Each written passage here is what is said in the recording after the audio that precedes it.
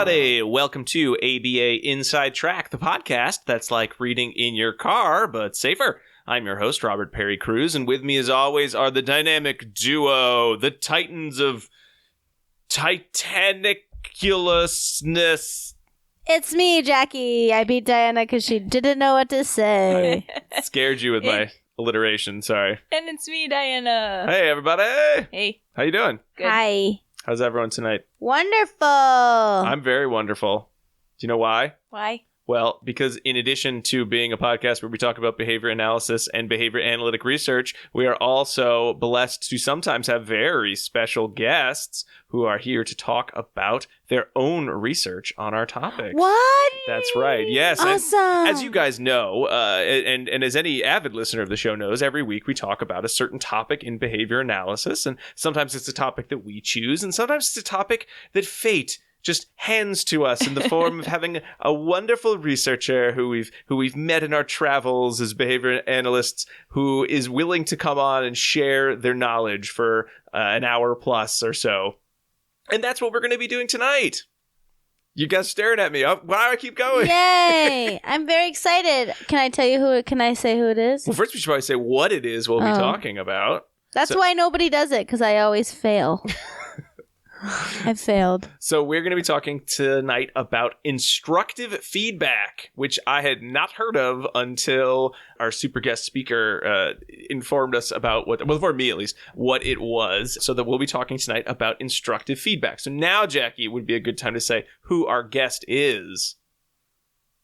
Dr. Jason Vladescu. Yes, Dr. Jason Vladescu is here to talk about instructive feedback. Everyone's staring at me tonight. I don't know what's going on. You're running the show. I'm running the show? Okay. I guess that's why my name goes first when You're a showrunner. Announce myself. So we have 3 articles that we'll be talking about with ourselves, with Jason, and with you, the listeners. And they are Increasing Instructional Efficiency by Presenting Additional Stimuli in Learning Trials for Children with Autism Spectrum Disorders by Vladescu and Kodak. And that's in the Journal of Applied Behavior Analysis, 2013.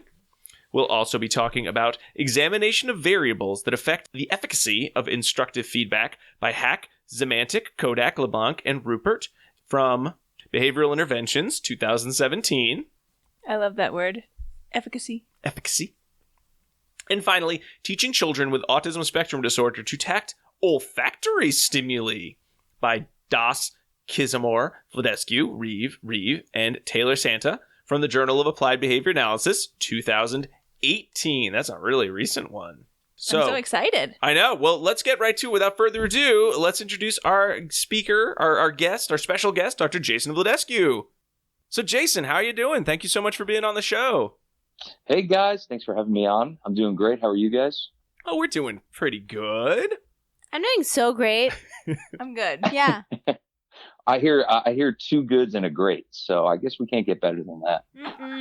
I could be like, I'm awesome, but I'm not quite awesome. But we'll see if we can go I'm pretty up great through the episode. Talking about all this instructional feedback. All right. Well, I mean, if there's not a sexier topic, then I don't know what to tell you guys. That's why we have you on, buddy. You gotta bring the sexy time to the instructional feedback topic. I'm pretty excited. Now, I know it goes by many names, but what is the best name? Well, I mean, for consistency, I think we could just refer maybe to the overall procedure as instructive feedback. Okay. I feel like what actually happens, though, has a lot of names, right? So it's future target stimuli, instructive feedback stimuli, et cetera, et cetera, et cetera. So, so there's a lot of different names that kind of fill in the space there. So as an aside, before we talk about this, a couple of years ago, one of my students was really interested in this topic, and we were like, oh my gosh, there's no research on it, because we were not looking at it under this topic. Not using the right names. We weren't using the right name. We're like, it's like a gold mine. Change the world. And we were so excited, and then she did the study, and then we found all of the research. No. And we had basically done exactly what everyone else had done, so it was like, yay! But just a few decades too late. Yeah, it was pretty funny. It's like, we're gonna be those people, but we weren't. Well, at least you had a fun idea. Yeah, then we were those people. Uh-huh. So I've been there before. Don't worry about it. So before we get into the topic, Jason, why don't you tell the listeners a little bit about yourself? Sure. So, I mean, I guess I won't go too far back. But yeah, I got my PhD at Central Michigan University. So go Chips. And that usually falls on deaf ears because nobody knows where that is. And from there, I went. Yeah, so it's the Central Michigan University Chippewas. And so their little slogan is Go Chips. Oh, cool. Okay. That wasn't not what I was I didn't know that picturing. either. But now I gotcha. Well, the learning begins early. Go Or fire up chips, as I like to say. I did a pre-doctoral internship at the Monroe Meyer Institute and stayed on an extra year there for a postdoc fellowship. And then I was fortunate from there to go right into a faculty position. So I've been there now. This is year number 8 at Caldwell University. Wow. And it's hard to believe. And I have tenure now, so I could stay there forever. Yeah, I could do nothing. And no, I'm just kidding. But yeah, so we teach. We have a master's program, PhD program, and then an on-campus center for autism. Beautiful. That's so awesome. Yeah, so it's going well. It's a great spot. I got great colleagues I work with. So really no complaints. Wow, Great. your life is going so great. Thank you. And listeners, the most avid of listeners will have heard you in a very brief segment we did at the Thompson Center for Autism conference. We did a bonus episode, and you were kind enough to give us a couple minutes of your time then, after one of the poster sessions, I believe. And so listeners may have heard your voice before, but this is your first time on as a full guest. So we're very excited to hear all about the research you've done in this area. Well, thanks for having me. And I will say I've been told I have a face for radio, so I'm glad to be on your show.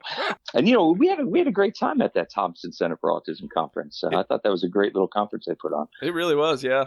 It was great. And it's nice to have had a chance to meet you myself, I think, because most of our guests I've either met, but some I haven't. But I know exactly what you look like. It's like we're having a conversation. I'm just putting all the images in all together.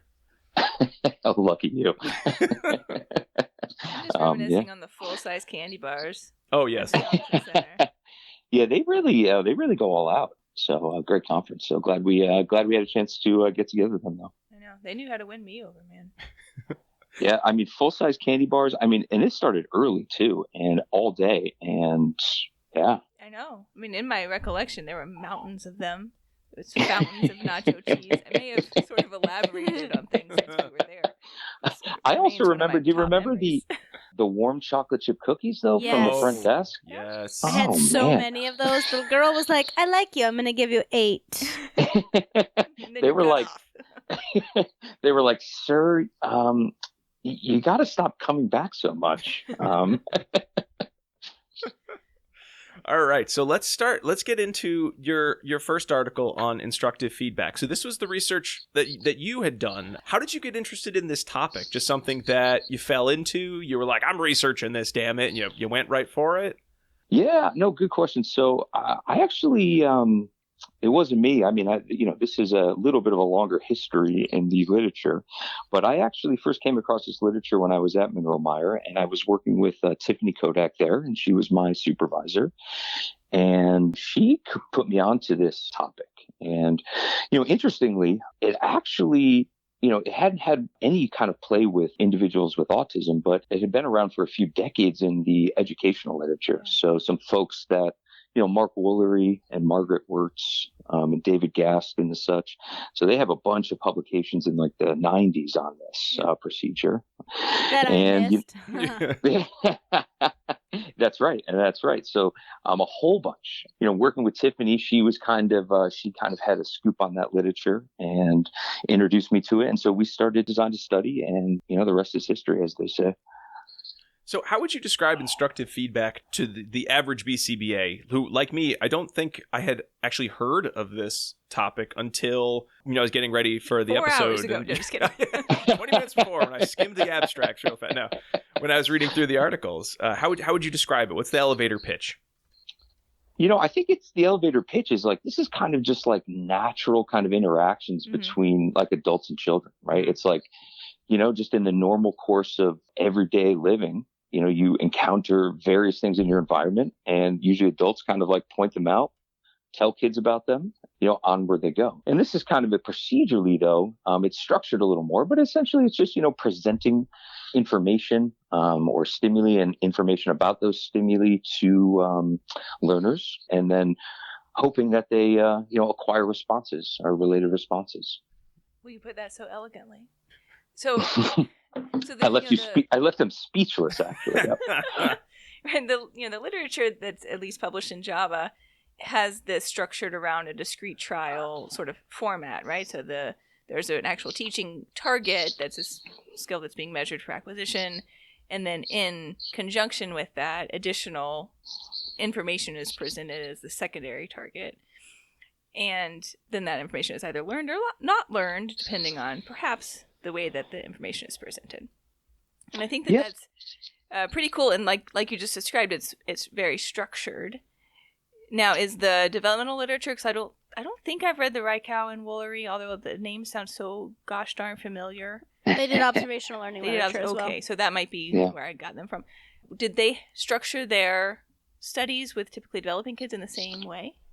I think there's been a number of iterations of it.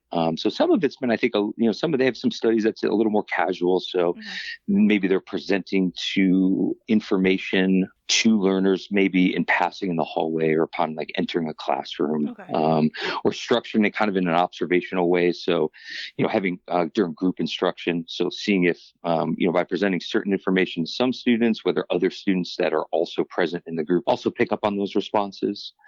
We thought about it in this way, in that, a lot of the learners with autism that we have worked with and continue to work with don't typically learn in that kind of format. Hence why they need kind of the intervention that we provide, right? So, if they just learned from the kind of their everyday kind of natural environment, then they wouldn't really need the services that we provide. So you wouldn't expect to see learning occur in this format. That's right. Yeah. Right. Yeah. And you guys, in kind of to foreshadow a little, if you, in the one study, the Vladescu and Kodak one, we had that secondary targets only condition, right? So we kind of conceptualized that condition as a control condition, right? Where we expected them not to learn those responses. But lo and behold, of course, with doing skill acquisition research, you just have to be prepared. And now I am very well prepared that things don't go as you kind of planned them, right? So we actually had some kids that learned in that condition. Amazing. Yeah, that felt like kind of the magic condition of like, we did some stuff and then what? They learned. Who knew? I know. So it was like kind of funny because it's like, well, we didn't provide any, we kind of just told them what it was, but we didn't reinforce any responding. And so you really are like, didn't expect that to come. Yeah. I know, and I'm sure that we can get into that at the end of everything, but you have to wonder if just the history of their experience with discrete trial learning had a lot to do with it. Exactly, and we can get into that more whenever you guys would like. Okay. Sure. Well, why don't we talk about your 2013 article you did with Tiffany Kodak? So you knew from the literature and you knew from working with Dr. Kodak that this instructive feedback was a thing, that by having that secondary target to some other stimuli you kind of threw in, either in the antecedent phase, the consequent phase, other learning would occur that beyond what you were actually trying to specifically teach. But it hadn't been done with children with autism, at least as far as you knew at that point. And then there were a couple other extensions that you were hoping to find out a little bit more about the why this might work. Correct? Am I correct?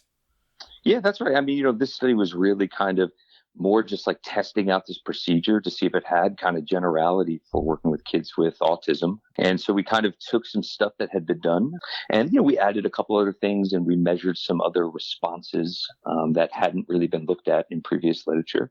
And we actually got really good results, as you guys remember. Mm-hmm. So in previous studies, I can give you a quick synopsis here. So we designed a couple conditions. Previous studies have looked at presenting kind of these secondary targets kind of in the first part of the learning trial, which is like we call the antecedent portion of the learning trial. We had another condition where we presented secondary targets in the consequence portion of the learning trial. So following reinforcement related to a primary target or an instructional target. And then we had just a primary targets only condition where that we just think of that as like instruction as usual, bread and butter, discrete trial instruction. And then a secondary targets only condition where, we were just presenting secondary targets, telling them what it was. For example, if it was a visual stimulus, we'd say, hold up the card. We'd say, this is pizza, and, move on to the next target. And, what we just generally found was any condition involving secondary targets was the most efficient. So we got the best learning outcomes there. And when compared to kind of that normal bread and butter teaching, surprisingly, like I had kind of already alluded to that, several of the participants acquired responses from the secondary targets only condition. So that was kind of a really interesting finding of that study. Yeah, totally not what you would expect. No. So the primary teaching targets were usually vocabulary cards. Is that right? So that's a common kind of stimulus they've used in a lot of previous research. Uh-huh. In this study, we had, I think for some of the participants, they were like common objects, so like pictures of common objects. Okay. And then for other participants, it was like fill in the blank interverbals. Okay. Yeah. Okay. And I have like a weird question that while I was reading, I was like, I wonder. So you ask like 1,000 questions. You asked 4 research questions, right, in the beginning? So did you come up with those before you started running the procedure, or were some of those questions that were byproducts of what you were seeing in the data? Yeah, no, those were all kind of things. Look at you. Yeah. Well, listen, I would love to take all the credit, but a lot of this, was done a heavy collaboration with Tiffany, Sure. And so, I got to give credit where credit's due here. But yeah, so these were all kind of things that we had talked about and wondered about. And I'll actually say, and I don't even know if Tiffany would remember this, but we actually had another condition in which we were trying to present secondary targets as part of the instruction related to the primary target. And let's just say I messed that completely up. And so we had to get rid of that condition from the comparison. That's okay. Yeah. Live and learn. Yeah, you sure do. Yeah. So, Jason, what would that have looked like had you done it? Because the other conditions are pretty well described in the research in terms of the, you get the attention, like, here's the whatever, and then you go on with the trial, and then you do reinforcement, would be kind of the antecedent condition. What was this other one that kind of didn't pan out? Yeah, so I'd have to really go back and look at the specifics because I don't remember off the top of my head. But to give you just a more broad example, so a lot of the times it's just like maybe presenting category names specific to like a tact. So you might say what fruit or something like that while I'm presenting a picture of a banana, with the idea that the secondary target there would be the category tact and the primary target would be the actual item tact. Gotcha. Yeah. Okay. Yep. So in this study, was the secondary teaching target related to the primary target? So if you presented a cat, did you then afterwards say a cat is an animal? No. Okay. These actually weren't. There's been some other studies that have done some stuff like that I think we might talk about, but no, these were completely, same curriculum domain in the sense that it maybe was all tacts of, let's say, common objects or animals, but not actually related to one another. That's even more fascinating. Yeah, that's true. Right? Because I feel like developmentally, the background for this would be that you would elaborate with the young learner on something that was related to what you just taught them. Yeah, so it's yeah. even more interesting to me that you would get this result with something that was unrelated. Yeah, completely unrelated. And I'll say, but there is a good research base for, these kind of related, making the primary and secondary targets related. Those are actually called expansion targets. So when, yeah, I didn't know that either. Yeah, so you might say something like I said, so if I said, what fruit, and then I'm teaching banana, right? So those would kind of be related to one another in that banana is a fruit. And in some earlier studies, they had done this with sight words or just, where they might be teaching an individual to say the name of a sight word and then provide the definition of that sight word as the secondary target. And that worked too? Yeah, that has been shown to work, yeah. It doesn't work all the time, every time, but they have shown that it does work under at least some instances. It does work. So you can do that with like definitions or functions of objects or categories and things like that, or features. Neat. I agree. So I think you should do it up. I said that was an expansion type of target. Then they have, if we just wanted to run through kind of like the main three categories, I guess, of, and kind of how it's used to describe the relationship between, say, primary targets and secondary targets. Okay. Another one would be novel, right? So here's where the primary and secondary targets are not related to one another. And they're also really not from the same kind of curriculum domain. For example, there's a study, I believe it's by Grow and Kodak, where they were teaching tacts as primary targets and then play skills as secondary targets. Okay, so you could kind of really see that those are either conceptually related or from the same instructional area. And then the third type would be parallel targets. And this is where the learner response that you want to teach is the same, okay? But the antecedent stimuli associated with the primary and secondary targets are different. So, for example, to kind of clarify that was probably as clear as mud. I could present, a picture of a cow, and I might want to teach the response cow to that picture. But then I can also say, Moo says a cow, right? So there the response is the same, but the antecedent stimuli associated with in terms of what evokes that response would be different. Gotcha. Okay. So. Oh wow. Okay. So these kind of came later though in terms of these had been in previous research before your study. Yeah. There's been some previous research that kind of have laid these different types of targets out, but all of them have been included. But I will say mostly if we're talking specific to, say, learners with autism, they've been expansion targets. So expansion targets are kind of the most commonly arranged, have been arranged in the literature where individuals with, say, autism have been the participants. When we think about this, we should continue to think about why what we're talking about here is special, which is that the secondary targets are not, there's no requirement for a response, there's no prompting or reinforcement. It's just the addition of more info.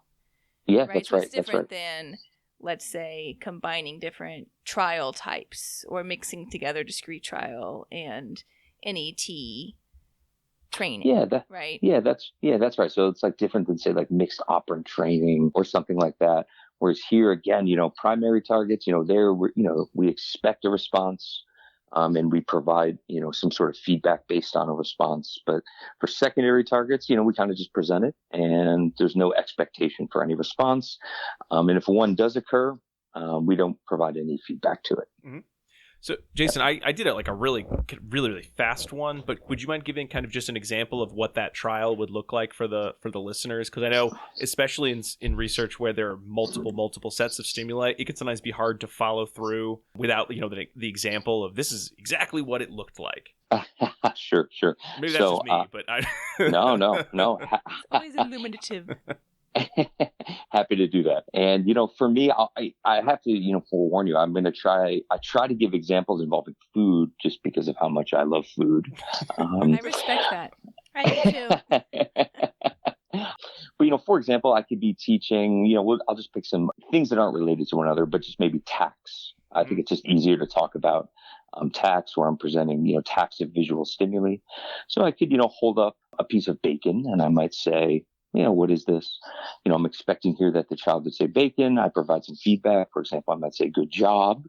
And then I can hold up a piece of cake and I might be like, hey, this is cake, right? And, there again, there's no expectation that the learner would respond to cake. But what we often find, and what you may have seen in what you'll see in some of the more recent publications in this area, is that we typically do measure whether the learner does emit some sort of response to the secondary target, right? Because we think that might be an important thing for them to do. And then, typically what happens then is sometime later, we might just kind of present a picture of a cake and ask them what it is and kind of just gauge whether they're acquiring that response. All right. I hate to pause a conversation when it's in the middle of it, but I do need to make sure that we give our listeners their secret code words. So if you're new to ABA Inside Track, we are ACE approved by listening to the show. You can go to our website, abainsidetrack.com, click Get CEUs, and you can get CEUs, just like the link says. Pretty easy. You are going to need to give some information. Specifically, you're going to need to let us know 2 secret code words that we've hidden throughout the episode. And the first of those secret code words is snail. SNAIL. Snail. They're like slugs, but they have a hard shell around them. Hard candy coating. Ew. Ew. Don't do escargot. That's too fancy. Just snail. Nom nom nom nom. Have you guys had escargot? No. Never? No. I did once, and my brother did too. And then he went under the table at the restaurant we were at. We were at Epcot Center's French Pavilion, and he went under the table and he threw up. That story should be stricken from the record. Okay. Snail. So you found that when you engage in that, cake just wow. The students were able to tact cake without any feedback, without any of the pieces that we typically would expect were required for meaningful acquisition to occur. And you'd sort of expected this because there had been so much research before. You weren't quite sure if it would, the skill would generalize, say, with children with autism, but it did. How do you think y'all did on answering some of the other questions about why this occurred, when it occurred? Because you did have a lot of questions to start. Who, what, when, where? That's fair enough. I'll first say, that it doesn't always work though. Mm-hmm. So certainly that this isn't just, you should go do this with every single learner or client that you have. So, and I think that's kind of an important variable to think about in terms of, why, when we do see that, learners do acquire secondary target responses, why might that be? So kind of what's the conceptualization there? Mm-hmm. And, I think that, we haven't fully answered that yet, but I think, in this study, we did measure, say, a cohort respondent, right, to the secondary target. And what we observed across all the participants in the Vladescu and Kodak study was that all of them pretty much reliably engaged in a cohort response. And then all of them did show increases in terms of responding to secondary targets. But, one of them did require some direct teaching of those secondary targets. And that's kind of been pretty consistent in the larger literature base, right, where some individuals it seems to work really well with. One thing that, I would encourage folks to do is to actually measure whether individuals are engaging in a cohort responses or some sort of related response to the secondary target. And then to answer kind of some other parts of your question, I think in terms of what kind of job did we do in answering some of those other questions? I think we generally kind of were consistent with some previous literature in that we showed that there's no real big difference between presenting the secondary target in the antecedent portion of learning trials versus the consequence portion of learning trials. Mm-hmm. So that's been pretty consistent. Although, I would say a caveat with that is the recommendation I might make there might depend on some other aspects of the teaching arrangement, which we can maybe get into in a little bit in terms of, where in the learning trial might you present secondary targets. Mm-hmm. Yeah, and we already talked about, that they kind of learned in this secondary targets only condition. So that was kind of, again, that surprising finding, but, that kind of blew our experimental control and for a couple of our comparisons. But yeah, it was kind of interesting though. So yeah, and knowing the participants that you had, was that something that you thought might happen just based on sort of their learning profile?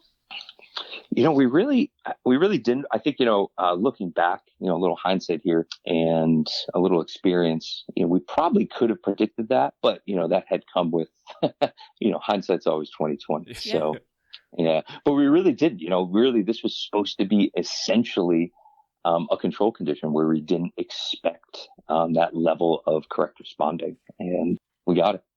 I guess if you think, well, if they were echoing the tact, if it was the tact condition, right, then perhaps it was really just functioning as a tacting opportunity for them without them needing a prompt in order to repeat the response, right? So if they're the type of learner that might learn in 1 or 2 trials with just a cohort model, then that's what it quote unquote felt like to them. Yeah, and I think that's one kind of thing we think about, right? Is that all of the participants had pretty, I think at least I'd say, this is about 10 years ago we were running this study, but I think they all had, a pretty solid history of a really intensive behavioral intervention. Mm-hmm. And so, they had some, had some history kind of with that discrete trial format. And so, I think when we were sitting and, doing sessions that, from their perspective, it just kind of looks like the other kind of teaching that we do. When I, as a teacher, present something, they have a pretty good history of, I attend to things that teachers present, and I respond to things that teachers say. And so I think that kind of likely, I don't have like definitive proof of this, kind of likely explains, that kind of responding. Yeah. I think it would be interesting to see if you ran this in the context of like a more loose on the floor play scenario, right? With some built-in prompted opportunities and then other just instructive feedback opportunities, if you would get the same type of response with someone who didn't have as much of a history in learning in that way, even though that's really more developmentally how children often do learn. Well, I think you are on the exact right track. I think if you look at kind of where the literature is related to this topic, that you could look at two kind of major themes, right? One is kind of, just modifying and looking at procedural refinements, to see, what works, how can we kind of push the limits of this, what kind of, little arrangements we can make. And then the other kind of major branch would be, really conceptually looking at, what explains or kind of the conditions under which we're going to get this type of learning. So I know some folks, so we're trying to work on some of that. And I know there's some other folks, for example, I have a colleague, Regina Carroll.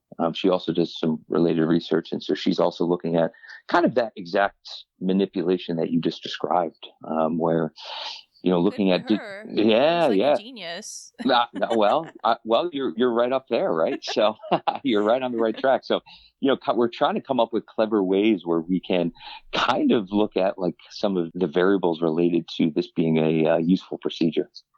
All right. Does that roll us into talking about the hack at all article? Yeah, I think that'd be a perfect segue into that article. And I think, this is a really cool article to start. And why I selected this one was because it kind of is getting at, kind of what are some learner characteristics or things that may be important for learning secondary target responses, and then what are some modifications instructors can make to facilitate learning with this procedure. Mm-hmm. It is a great idea to have that as a follow-up, because you have a sense of, here's something that works for reasons, and we think we know some of the reasons, and here are some things you could try that maybe matter, maybe don't. And I think it does a really nice job of breaking down sort of what are the big starter questions. Does it matter? We don't think it matters, but does antecedent or consequence matter more? Is attending or the ability of this or the likelihood of the student to engage in echoic behavior during the secondary target, does that matter as much as we think it does? What else am I forgetting? Those I think were the main. Yeah, attending versus echoic. Yeah, no, I agree. And that's what kind of, that would be I think it was a very good place to begin, because if you think about just like most instruction, right? I'll just stick with tact training. Even if you don't have secondary targets, what are some of the things you want learners to do? And it's like, if I'm presenting model or vocal prompts, I want them to engage or imitate or engage in echoic. And I want them to orient or attend to the stimuli I present. You might figure, well, they probably got to do that with secondary targets too. Mm-hmm. Yeah. I thought this was, a good study that kind of manipulated some of those variables. So can you explain to us how the response measurement in this study was a little bit different than yours? Yeah, so I think in some ways, it's similar in the sense that they also measured echoic behavior related to secondary targets, right? So, but, they also then measured one additional learner response, which was what they called attending. Basically, they measured whether when they presented stimuli related to secondary targets, did the participants engage in some response that they refer to as attending, which I also just like thinking about it can be probably a little tricky, right? It sounds like a nightmare. Yeah, like it does. Having to pay attention to that. Like, what? Oh, I wasn't looking. Were you looking? In their definition was attending was defined as making eye contact with the secondary target stimulus for at least 1 second. Like, that seems challenging. That's right. Was it really 1 second, or was it like, it felt like a second? It was like 30 milliseconds maybe. Yeah, it's good enough. That's right. I would say this, that I wasn't part of this study, but yes, I can imagine, because, we've tried to measure attending, within the context of this, just clinically speaking, and with other types of skills, with other types of tasks, I should say. But, it looks like they got, some pretty good inter-observer agreement data. Yeah, great procedural integrity data as well. Yes. So kudos to them. I know. But yeah, I think that's a tricky one. That was a tricky kind of response to measure, but it seems important. So I'm just glad they kind of did that. Yeah, I wanted to highlight that because I think sometimes people forget about attending, and it is fairly complex skill to assess when you're not doing anything else, right? Or when you have to do something else. Right? So if you were gonna run this study like in between your classes, like, and you have like 3 kids, probably not happening, like with the attending part, right? So you might have to make it a little more lax. Yeah, that's right. So, but it's important, or it is important. It may be, but sometimes it's not important. There's certainly other studies that have looked at rate of attending not necessarily being linked to acquisition with typically developing students. I mean, we would, I think, make the assumption that a student with a disability attending probably is more important. Well, if it's a visual stimulus, you got to look at it. Well, yeah, but how much do you need to look at it? Can you kind of glance at it? How much do you need to take it? I don't know. Those are things that we can't. Do you have a photogenic memory? Well, I mean, you guys are really uncapping the lid here for some big questions, right? That's right. Well, we'll get more specific. What did they actually? So they were just looking at attending in these sessions with the secondary targets. So it's a little easier for them. They didn't have to get too big into the grand scheme of attending. Yeah. So yeah, I mean, on a side note, I do think that's really interesting, right? Looking at what features of stimuli do learners attend to, and how that might change over time with teaching. So in this study, they kind of set it up such that they arranged instructive feedback such that presented secondary targets in the consequence portion of their learning trials. And just off the bat, they didn't require, again, any echoic response or attending response from the participants. So again, that's a very kind of typical arrangement and very similar to how most studies proceed. But what they saw, or what they observed with that, was that their participants didn't really demonstrate, at least one of them. So if you look at like Charlie as the participant, didn't really demonstrate acquisition of the secondary target responses. Charlie's figure 1 for everyone reading at home. So based on that, what they said was, all right, well, and this kind of makes sense, right? So if you think about, and if you read how, I think the important variable here was kind of what was the reinforcement like, right? So if you remember the consequence portion, when you present secondary targets in the consequence portion, the typical arrangement is that it is delivered, the secondary target is delivered following the reinforcement. There's some variations where other folks have looked at presenting it before reinforcement, but the typical arrangement is after reinforcement. So this could be a little problematic when you may provide, like say a toy or some other tangible to the learner, for example, an iPad, that those then things are riveting. Yeah. So that's going to capture a lot of attention, right? So, and you can think a little differently from the previous study we discussed, the Vladescu and Kodak one. We delivered only edibles. We didn't really have any like a competing stimuli that we presented to them. Yeah. Whereas, and look. Yes, that's right. I do it often. Yeah. Jackie's really talented. I mean, that is most of my day too. Me too. That's awesome. Yeah, and we also know that children with autism can have a really difficult time dividing their attention between 2 different visual stimuli as well, and that stickiness factor can be really challenging. So if you're giving someone an iPad that's really engrossing, the chances that they're going to look over then immediately upon receiving that reinforcer at another flashcard with a picture of cake on it may be much less likely. That's right. And that's exactly right. So we've also encountered this too on like a little side story here. When we've done these arrangements with learners who are using token economies, and particularly when they've earned their last token before they can exchange, right? So they earn that last token and then we want to present a secondary target and it's like, they're gone, right? In other words, like they're ready for like the token exchange now. Sure. And so they're not attending to any of the stuff we're presenting. So they kind of had a neat manipulation here where they like added an attending prompt, and then, they showed some increase in responding. And then they were like, okay, didn't, fully work, but we saw a change in responding to secondary targets. So let's just change where in the trial we're going to present the secondary target. So they're like, attending is not likely in this consequence portion. Let's move it to the antecedent portion, where attending seems much higher. And then as soon as they did that, they had a decent responding to secondary targets, at least a change in responding. So that kind of showing that kind of manipulation could result in a change in learner responding. But then you had Sally. So I mean, that was a nice discussion of Charlie. But then Sally kind of started off, didn't really respond with echoics consistently, and actually still learned the secondary targets pretty well for one set, and then the second set didn't actually learn them particularly well. And she didn't overtly emit echoics. She didn't overtly emit echoics. Sorry, you're right. I was not specific there. That's right. Yeah. We don't know what else. We don't know what's going on the inside. Yes. Yeah. They couldn't hear her doing. They couldn't hear any echoics. It was not That's overt. Right. That's right. So, so this kind of gets to the other thing, right? So maybe that echoic response is probably important, whether it's overt or covert. Yeah, it's kind of interesting. Right in that one, didn't I? No, just kidding. So we've actually tried, just as like a side to this, and kind of a little more discussion on this. So, we really think.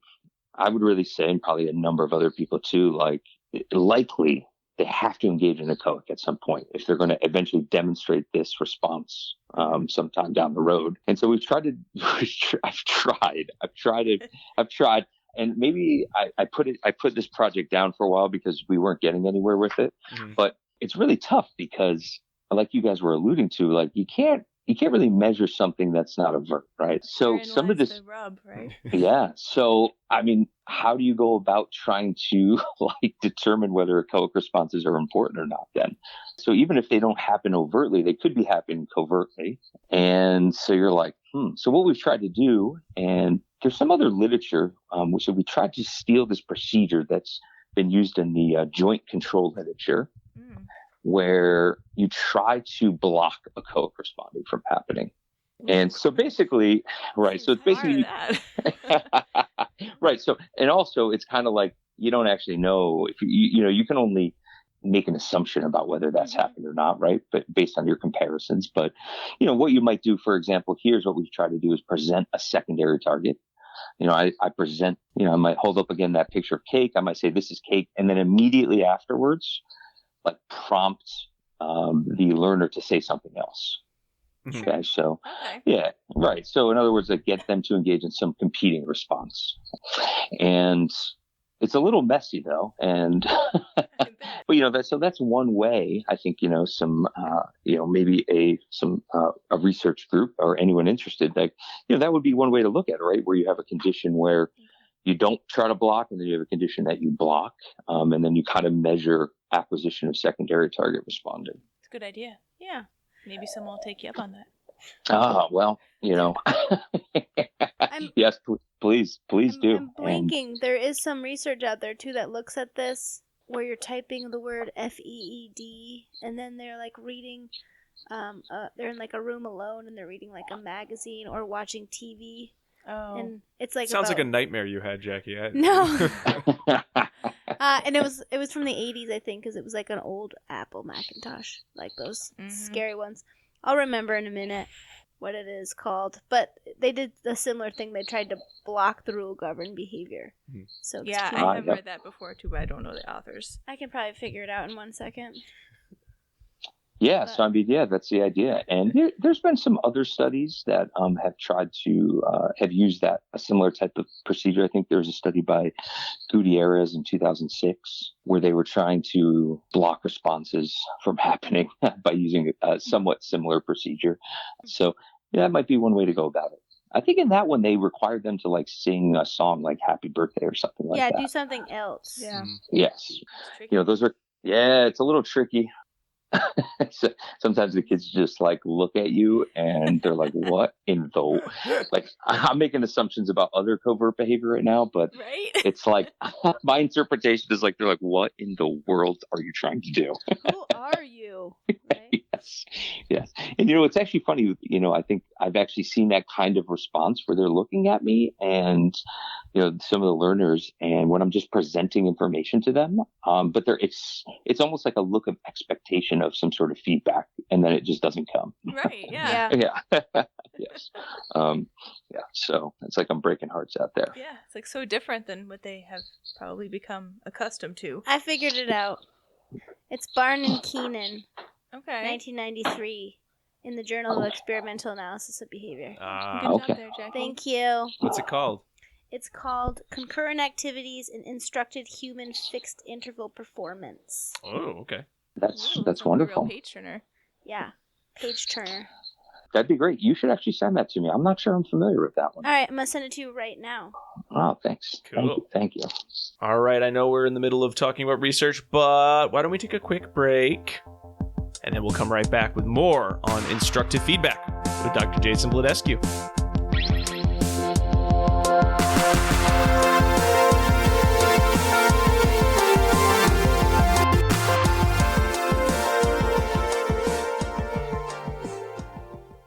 Do you want to be a BCBA? Sure, we all do. Now you can come to Regis College in Weston, Mass. to get your graduate degree. Choose from any one of these courses. Masters of Science in Applied Behavior Analysis. Masters of Science in Special Education. Dual degree in Special Ed and ABA. Or be eligible for your postmaster's certificate. You can complete your degree and be ready to sit for the exam in 2 years. And our 2017 grads had a 100% pass rate on the BACB exam.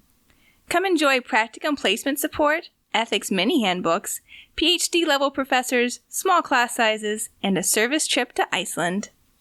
If interested, don't delay. Supplies are limited. Learn more at regiscollege.edu. Again, that's www.regiscollege.edu, regiscollege.edu. One more time, www.regiscollege.edu. See you there!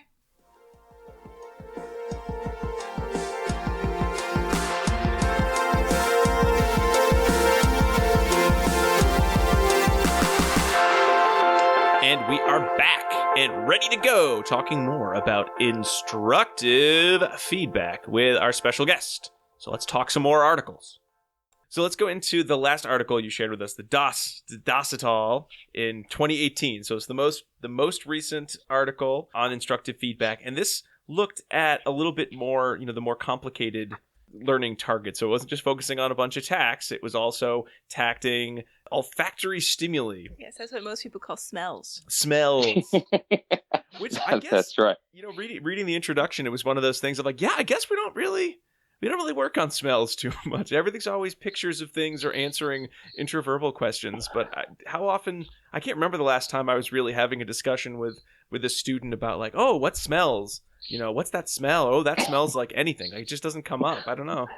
I think you've hit on a good point here, and I'll have to give a lot of credit to colleague April Kisamore. And April?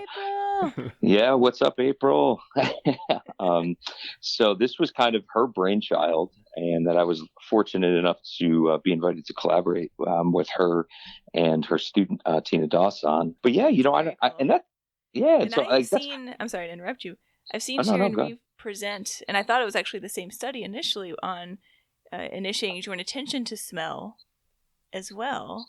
I don't know if that was published yet, but then I realized, wow, they're making really good use of that smell machine. We have to clarify. I am not the smell machine. I don't want anybody to be I love that. confused on No, I didn't mean that. But yeah, I think that's just such it's an interesting, and also shout out to Sharon Reeve. She's one of my colleagues at Caldwell. Hey, Sharon. But I think, this kind of looking at, there was no published studies in the behavioral literature, I believe, that we could find on teaching, tacts of olfactory stimuli. So super cool. That's kind of why I picked found it. the gold mine. Well, again, not me, unfortunately. I was just, but yeah, that's what kind of at the right time, man. yeah. Well, that's kind of part of my fortune, I guess.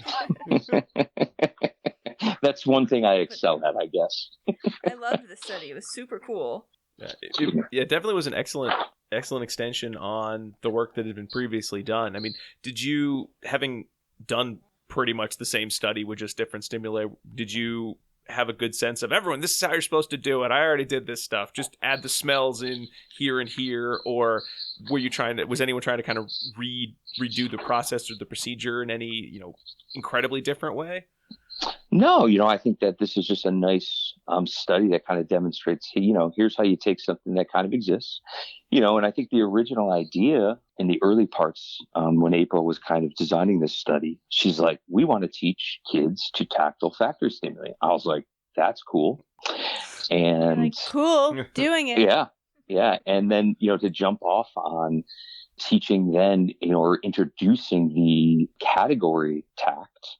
Okay, so like what category these smells belong to as the secondary target, that just seems so natural to, in terms of, an interaction that you might just have, any day with the child, right? So, oh, that's a strawberry. That smells fruity. Mm-hmm. I thought that was a really cool kind of thing. So, and there's been some other studies that have tried to kind of use this type of procedure, and again, go back to like, say, visual tacts, right, where they're presenting objects and then maybe presenting a function of that object as the secondary target. So like, this is a microwave, and a microwave heats food. So it would be an example of that. Yeah, so I thought this was a kind of a really cool use. Just, hopefully that could be very easily applied in a clinical setting. I wish that they used hilarious stuff for stinky categories, right? Yeah, that's right. You could have really gone somewhere there. My kids have mastered stinky, I can tell you that. So the categories are fruity, citrusy, yucky, and yummy? No, citrusy, yummy, stinky, and fruity. Okay. Yeah. And, they had actually done some good research on, looking at research outside of behavior analysis to kind of, identify like what categories should we teach. And so I thought that was a kind of a cool little part of the study as well. In case people want to know, blue cheese, garlic, vinegar, and nail polish. See, I love garlic. And I would too. like. Well, they mentioned that in the discussion too, of the idea yes. of, the students might be taught to tact or categorize some of these smells, but then later on in life, if they have more exposure, house. They might decide, oh no, I actually like, I like the smell of blue cheese, or I like the taste of garlic. I'm moving it into yummy. I'm moving that's right. I'm gonna do what I want. The mind file, Jack. You got to change that mind file every now and again.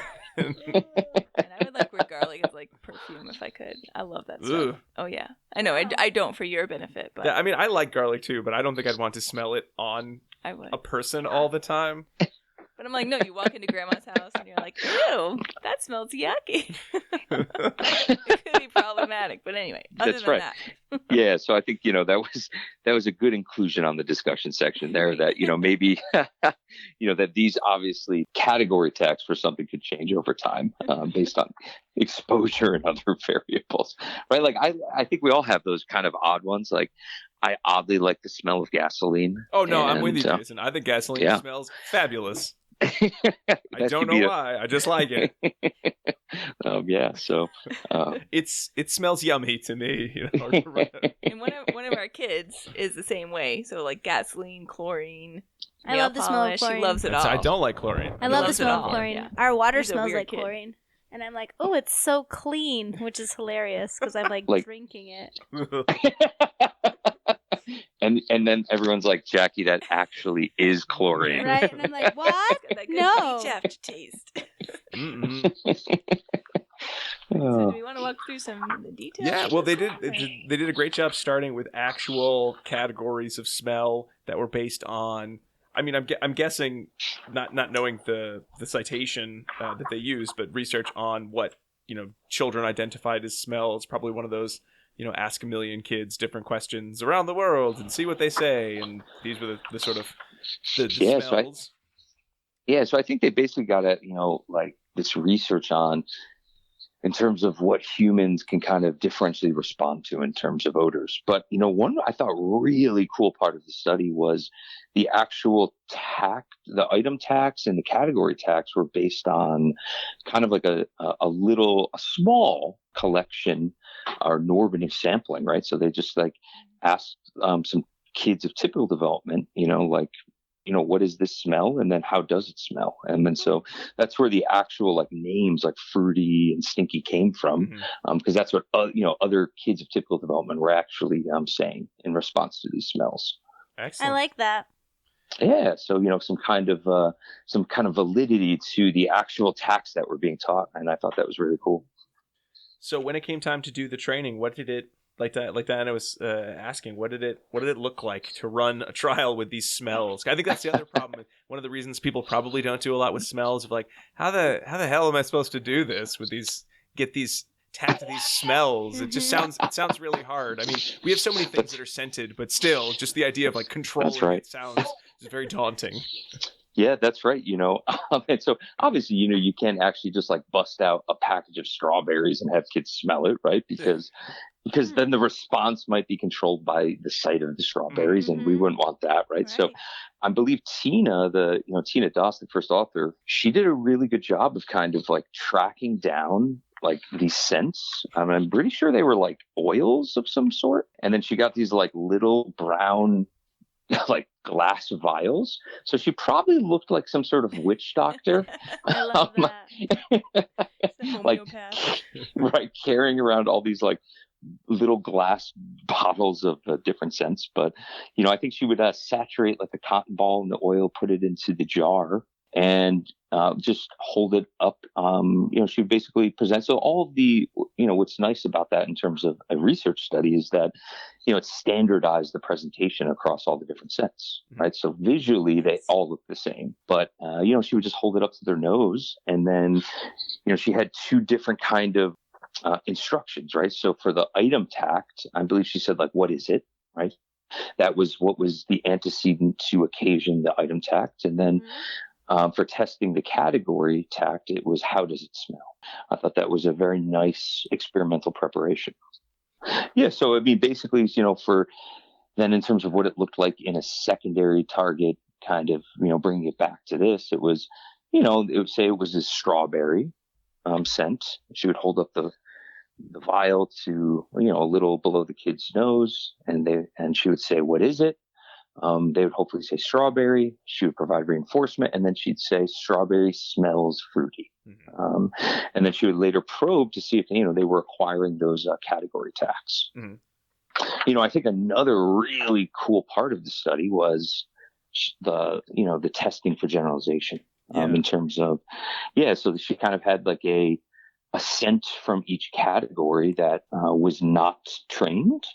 So maybe in the fruity category, you could see for participant Lena, she trained cherry, coconut, and watermelon.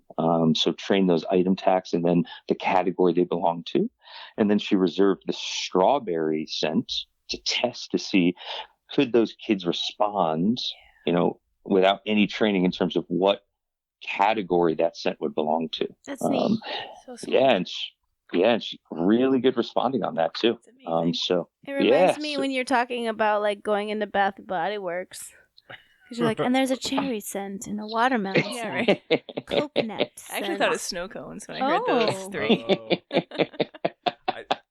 I do like also how it was described that the children were allowed to like keep sniffing. Find the one that smells, fruity. They could kind of keep sniffing the vials. Right. I'm sort of imagining the kids like, can I see number 1, please? Number 2 again? Let me try. Yes, that's right. And it's actually really cool, like to watch. She had like some really good videos of the participants. And so you were describing like the category like matching task, right? So really interesting to like see these kids like sniffing each vial, and then like you could kind of like see the moment, like your eyes kind of light up where they like found the one that matched. That's awesome. Yeah. This study wasn't as as interested in paying attention to how much were they doing like any echoics or attending. That wasn't a component, or was it? I don't. So yeah, I mean, not like a main thing. They did measure echoic behavior, Mhm. and I think they this is the first study, to my knowledge, I believe, in terms of how they graphically display the echoic behavior. So if you do attend to any of the figures, you'll see like these gray bars that correspond to sessions. Oh yes. And each of those bars represent, say, the percentage of trials with an echoic related to the secondary target. That's I love fascinating. the gray bar solution. Me too. Yeah. Love gray bars. Yeah. Yeah, I so was like, I didn't know you could fit any more data on here, but you can. It's a gray that's bar. right. It's very clean too. It's very It is, readable. it's really Yeah. Very readable. Lovely Yeah, visual. that's right. Yeah, so I think what you see there, though, is what's kind of interesting about it is I think overall, like if you're looking at just like a summative measure in terms of just overall percentage of trials with echoics, it was fairly high across all the participants, Yeah. except for, I think it was one of the participants, Sita. Yeah. Hers was Yeah. kind of all over Hers the was a place. little. Hers are a little lower, but she still mastered the secondary target responses without training. So, she did do it. So maybe to whatever extent she did it was sufficient, or some of the time she was doing it covertly, possibly. I have no idea, but that's a possibility too. And then this had a great section on so the social validity of the procedures. That's right. And everyone really liked it, except unfortunately some of the observers said it was going to be really hard to do this or to implement this. Which That's right. I guess makes sense because it smells. Are they all going to get the jars with the soaked cotton balls? Right, all this. Yeah. Yes, that's right. Yes. So I think that's the tough part. So, but what can be nice about that? I mean, I think if, in a clinical setting, once you acquire like a minimum set of materials, you can probably just reuse them, you probably have to have a crafty way of storing all these little vials of stuff. But It's like a nightmare. You like walk and you're like, oh, this is my scent cabinet. We right, used to that's use right. little film canisters for this Ah. purpose. Spices or oil on a cotton ball in there. Where in the world did you get film canisters It was kind of a from? long time ago. All right, And then all right. I won't more ask. recently tell my staff, oh, you should just use a film canister. And they're like, what is a film canister? Is that in my phone? Is that in my phone somewhere? Yeah. So I don't know what you use now. I don't even know if you can buy a film canister anymore. But they I'm were looking it up. perfect and they were dark. So you could really I see bet inside you them. could get a You sponsorship can. like the Bath and Body. Oh, let's come on, kids. Let's all go to the Bath and Body Works tacting scent section of the classroom. Come on. You can buy a 15-pack of film canisters on Amazon for $7.95. Oh, That seems really expensive. they're just hanging out in a warehouse somewhere. No one uses That's amazing. them. Yeah. Thanks, Jackie. Yeah, this is great. I think that's an excellent solution. And, I'd have to look, though. I don't know how much the actual scented oils cost. I believe in the paper They're she not that provided expensive. She had the Yeah, brand. the I mean, website generally, to I go. don't know about her Brand. brand, but you can get them for not that much. Brand of them was like fine. They don't usually come in like pizza flavor though. DemeterFragrance.com was where she got them all. It sounded like Demeter. they were oils.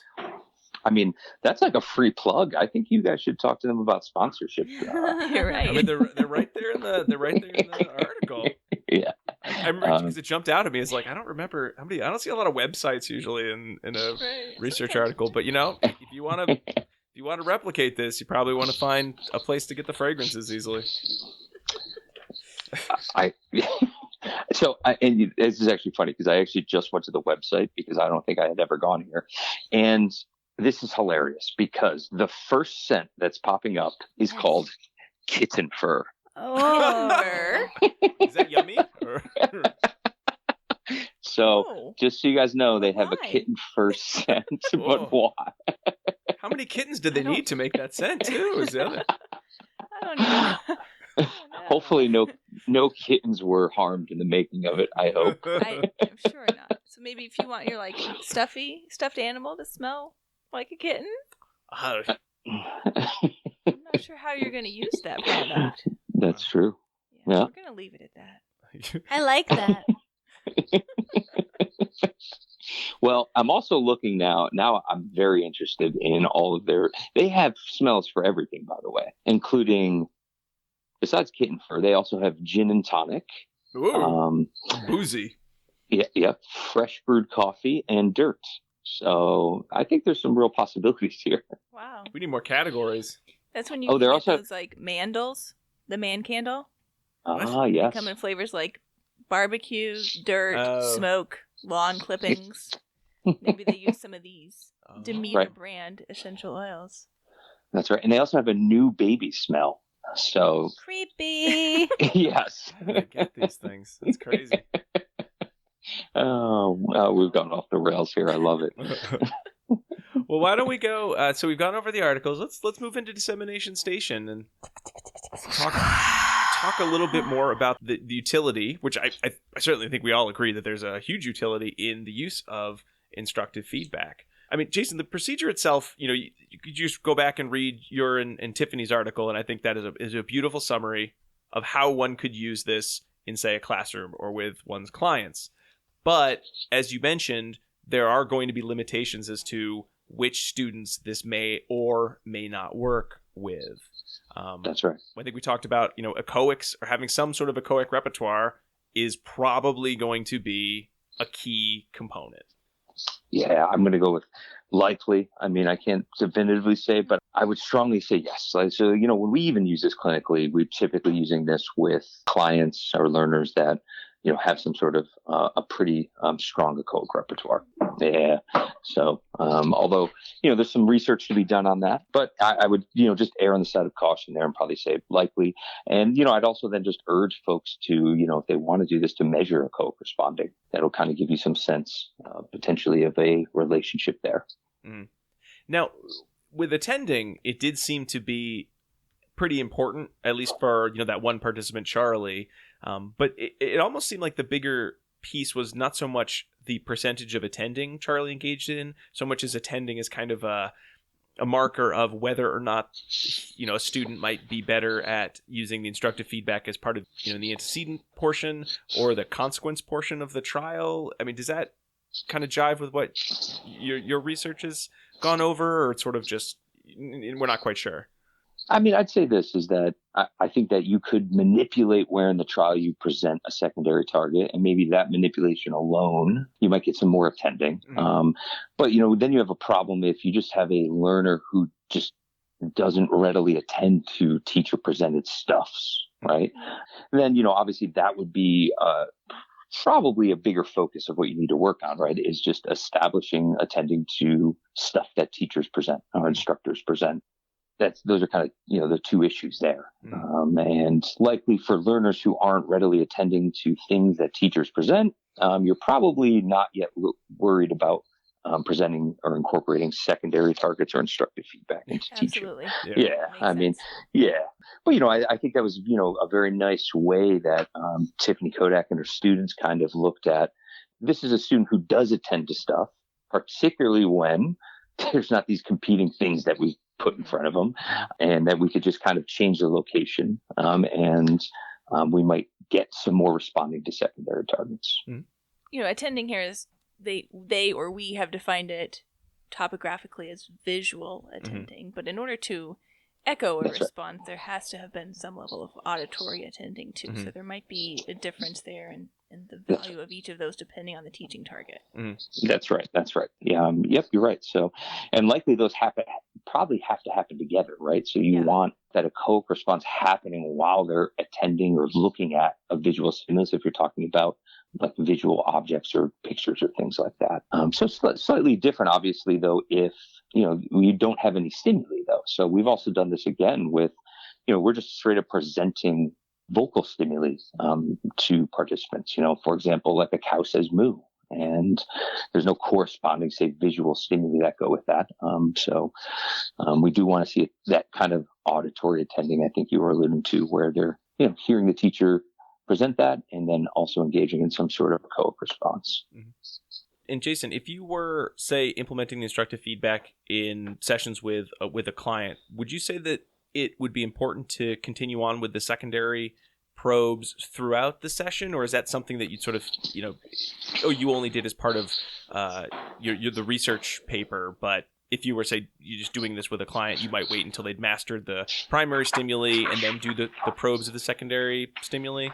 Or does it matter? Yeah, that's a good question. I mean, I'd say this, historically they never really did probes during teaching. So if you look at like some of the old school original studies on this, and I think they were conceptualizing it as there was an old study where they were looking at, does conducting probes facilitate learning of secondary targets? And they showed it didn't. So they were like, well, let's not do it then. But I could think of it from a different perspective where, you might not do it. So typically how we do it now is we do a probe and then we do a teaching session. So the probe comes right before the teaching session. And, clinically though, we may not do it before every teaching session. So, maybe it depends on how long we think teaching is going to go on for. So I think folks have a pretty good idea based on, if they're working with learners that they've worked with for a little while. So some of our learners, we might do a probe like every third teaching session. And what I like about that though, is it kind of gives you a sense of, are they acquiring these responses or not? Because if you look at, like, say, the Kodak study, if they weren't doing probes, they would have no idea whether they're actually acquiring these. And then that doesn't allow you to make, say, a modification to what you're doing. And then on the other hand, if they are acquiring it, and kind of another interesting phenomenon that we haven't even touched on was that there's been numerous examples where participants have actually learned the secondary target responses faster than the primary target responses. Right. We And didn't so, talk about that. No. yeah. And so that's kind of interesting. But if that's the case, clinically speaking, what I would do then is, as soon as they master maybe secondary target responses, and if they're still learning primary target, I might switch out the secondary targets for new ones. Right. So, So you could just kind of keep rotating them, new or novel ones in to keep facilitating, how efficient your instruction is. Efficiency is the name of the revamp game. everything at that point. That's true. Right? If That's they're just true. learning without any prompting or reinforcement, then they might be ready for something new. Yeah. Better just leave. You're done. Go home. Or is your prompting and reinforcement strategies, maybe you need to, revamp those a little. Maybe they're a bit prohibitive in terms of facilitating independent responding and things like that. So that was a kind of another interesting thing. So I would encourage you to do some probes, but, whether you need to do them with, every teaching session, I would probably individualize that. Sure. Jason, anything else that you could think of for the Bcba practitioners out there if they are interested in using instructive feedback? Certainly read these articles to get a good sense of what instructive feedback looks like. We talked about some of the areas to kind of watch out for in practice, but anything we missed? Well, honestly, there's a few other things. I don't know how much time we have, but I think things. I think everyone will want to know what they are. I could probably wax on this for a while. And again, there's some other studies that will correspond to some of these things if people are interested. So, another thing we've looked at is that how many secondary targets can you present per trial? So, all the studies that we've kind of talked about have only done one secondary target per trial. We did another study, one of my doc students. There's another study by Nottingham et al. That was published in JAVA, I think in 2017, 2018 or so, where we looked at, can we present, like, say, 2 secondary targets per trial? So as a way to further increase efficiency. And she found actually for some of her participants that that even further increased it, right? So we might have, what that might look like is, we have one primary target. So I hold up again that picture of bacon. I say, this is bacon. Then I can hold up a picture of cake. I say, this is cake. And then I might hold up another picture and I say, this is pizza. So I'm getting a little more bang for my buck there. Yeah. So we've had some kiddos that have also learned all of those responses as well. So that would be like one other thing. And I'll say another thing that we're working on is right now we have a study we're doing where we're looking at, do you need to actually present the secondary targets for every learning trial? So here's kind of like a different look at it. And a lot of times it's like every learning trial has a secondary target, right? So for example, if I have 3 different primary targets, I would have like 3 different secondary targets. And then say in a 9 trial session, I present each primary and each secondary target 3 times. So here we're looking at, could we just present them on some subset of trials? So that study's underway because there's been some other research with participants who did not have an autism diagnosis, where they showed that, and they termed it an intermittent presentation format, which I don't like that name because it makes people think of reinforcement Right, schedules. yeah. Right. Yeah. But where they've shown like that was even more efficient. So, that they didn't need so much exposure to these targets to learn them. So, so we have an ongoing study with that. So those were two other quick little considerations for folks. Oh, good. I always love I it like when that. when we get to hear about research that's ongoing. It feels like, oh, we peek behind the curtain. What's coming up next? Sneak previews. Yeah. So we have a couple things in the works. We did one study too where we looked at we kind of did a play on multiple exemplar training. If you think of like multiple exemplar training, like concurrent multiple exemplar training, right? You're typically training more than one exemplar of a target at a time. Yeah. So we said, all right, what if we just taught one exemplar as a primary target and we presented other exemplars as secondary targets? Mhm. Cool. So, that also seemed to hold promise, at least for a subset of participants, where that was more efficient than, say, concurrently training multiple targets at once. There's a lot of different kind of variations and tweaks that, folks could think about and make. And then, I'll do one more, just because I told you guys I could talk about this forever. But Nice. Can't wait. One thing we've been starting to think about was that if you think about this, it's like I'm only, a lot of times if you think of an ideal situation, right, where I'm presenting a primary target, a student responds to that target and I reinforce that response. Then I present secondary targets and no response is required, but sometimes it happens. And if it does happen, no reinforcement. So I've set up here now where potentially if students are engaging in a response, say to all secondary targets, that during a session, only then half of their responses have been reinforced, right? So if you just look at the overall reinforcement schedule, it's not continuous in terms of responding. Well, but it's good in terms of maybe that might help program for maintenance. In other words, that, they're responding here on some, not a continuous reinforcement schedule. So, that's one. Yeah, it is possible. We haven't done that study yet, but we've started to think about what that may look like as well. Excellent. Neato. Very good. You better hurry though. Now our listeners have heard it. No. You know what I'm all about? I'm all about, listen, I'll give away as much stuff as possible. I'll give it away, and then like whatever other people don't do, I guess that's what I'll end up doing. Nice. There's enough to go around. Yeah, I don't think there's enough time in the world for one person to do all the research. Yeah. That's exactly it. Then it looks shoddy too. Yes. If you're doing all of the research and no one else is doing anything, you're like, but this is a great topic, and everyone's like, I don't know. No, they're like, no, it's not. No, but yeah, no, I encourage other people to do it. And if people want to reach out, I'm happy to collaborate. And let's get more research out there. Beautiful. Well, Jason, it was such a pleasure having you on. It was really exciting to learn about instructive feedback, as it was something I don't think I'd ever heard about. And in a brief amount of time, I feel like I have a decent working knowledge of, both in reading the articles, reading the work by you, by Tiffany, by the other researchers, and then in having this conversation with you. So thank you very much. It's always very exciting to just get that much information kind of crammed in a short period of time. Without prompting or reinforcement. Well, the learning and reinforcement itself. Oh, I'm sorry. Of course. Behavior analysis is automatically reinforced by its presence in my life. No, this was a pleasure, and I just looked down at my phone. I can't believe we've been on for, well over an hour here. So, perfect time. Yeah, perfect. Yeah, but thank you guys, and hope to see you guys soon, and keep up all the awesome stuff you're doing. Yeah. Oh, Jason, before you go, if folks want to reach out to you about this or other research you're doing, how could they get in touch with you? Sure. So they could just shoot me an email, and you guys could post it maybe if that's easier. I also have my own website. It's just my name, jasonvladescu.com. And shoot me a message. Fancy. Yeah, it's all about that personal branding. No, not really. But, but yeah, no, I encourage folks to reach out if they have questions, if they want to collaborate, or if they have any other type of feedback for me. Excellent. Thanks. Well, Jason, it was a real treat talking to you again. We certainly hope to see you not too far in the future. Looking forward to it. Thanks, guys. All right, everyone. Before we wrap up tonight's episode, I want to make sure to give out that second secret code word. It is Queen.